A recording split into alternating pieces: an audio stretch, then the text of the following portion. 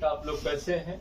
ये cast accounting के अंतर्गत हमने आपको कास्ट शीट के 3 वीडियो ऑलरेडी प्रोवाइड कर चुके हैं। अब हम टेंडर प्राइस का एक वीडियो आपको प्रोवाइड कर रहे हैं।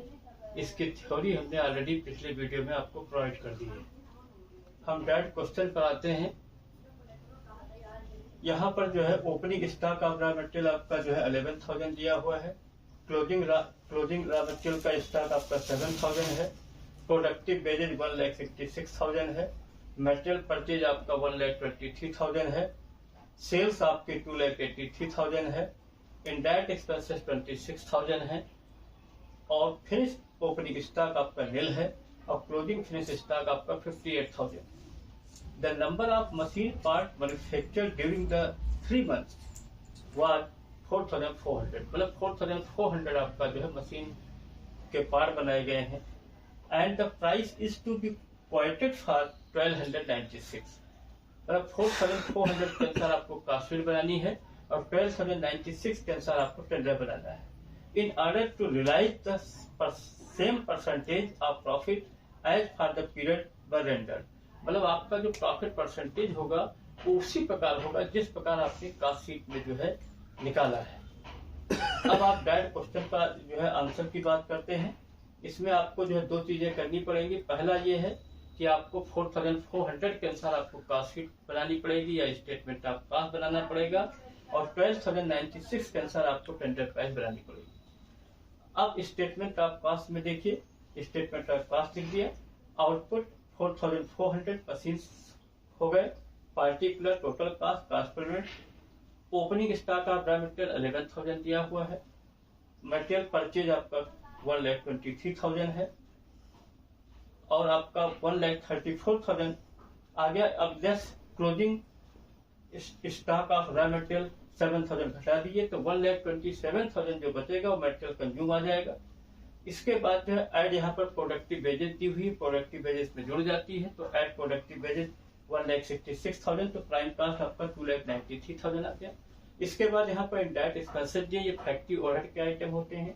ऐड फैक्ट्री ओवरहेड, फिर लिखेंगे ब्रैकेट में इनडायरेक्ट एक्सपेंसेस 26,000 तो 2,93,000 में जब 26,000 जोड़ेंगे तो 3,90,000 आपका वर्क कॉस्ट आ जाएगी।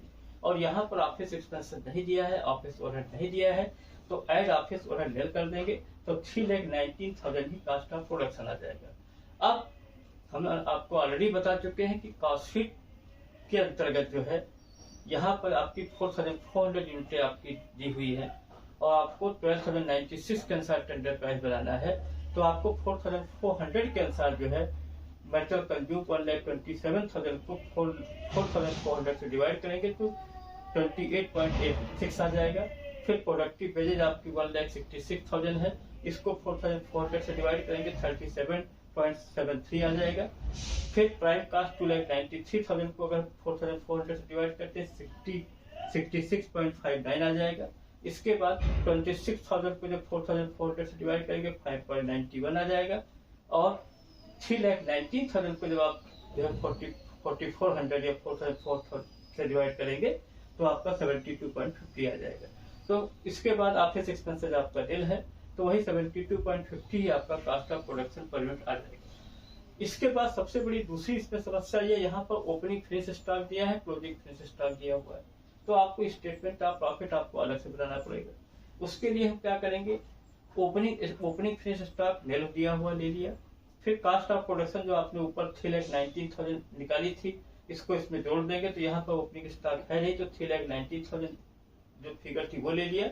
जस्ट क्लोजिंग फिनिश स्टॉक 58,000 घटा देंगे तो 2,61,000 टोटल कास्ट आ जाएगी या इसको कास्ट ऑफ सेल बोलते हैं। इसके बाद यहाँ पर सेल्स आपकी 2,83,000 दी हुई है तो यहाँ लिखेंगे जो है एड प्रॉफिट सेल्स आपका 2,83,000 से 2,61,000 घटाएंगे तो 22,000 आपका प्रॉफिट आ जाएगा। तो इस तरीके से आपने 22,000 प्रॉफिट को निकाल लिया। अब इसमें दूसरी समस्या यहाँ पर क्वेश्चन में ये लिखी थी जो है कि the price is to be quoted for 1,296 machine part in order to realise the same percentage of profit as for the period were rendered. क्योंकि ये पॉइंट दिया हुआ है या हम ये कह सकते हैं कि कास्ट शीट में आपको प्रॉफिट परसेंटेज निकालना पड़ता है। तो तो यहाँ पर हमने वर्किंग नोट्स लिखा है कि profit percentage is based on total cast, मतलब टोटल कास्ट पर ही प्रॉफिट परसेंटेज निकालेंगे। तो profit upon total cast into 100, तो प्रॉफिट आपका 22,000 था, टोटल कास्ट आपकी 2,61,000 थी इंटू 100, तो 8.43 आ जाएगा प्रॉफिट परसेंटेज।